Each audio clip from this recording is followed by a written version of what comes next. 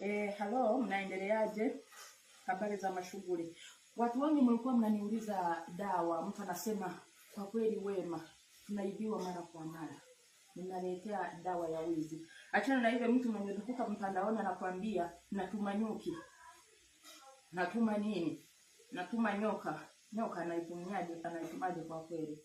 Sasa nakupea first aid ya haraka haraka. Una mtu amekuiba. Wamechukua gari, vitu vya nyumba.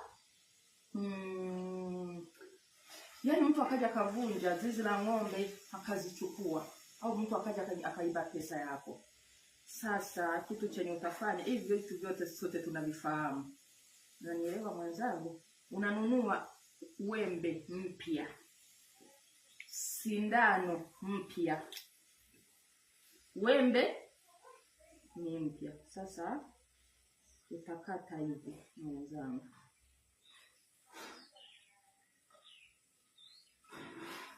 takata hivi katikati.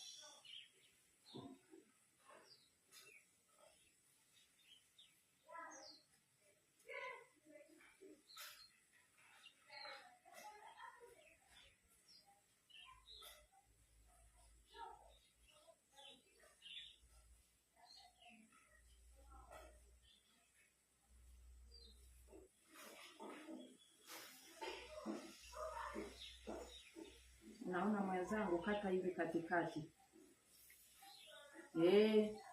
Mwenye anayehusika kuibiwa, kama ni ng'ombe, hizi ni sindano zetu. Sasa ukimaliza kuikata hivi katikati, niwekee wembe hivi.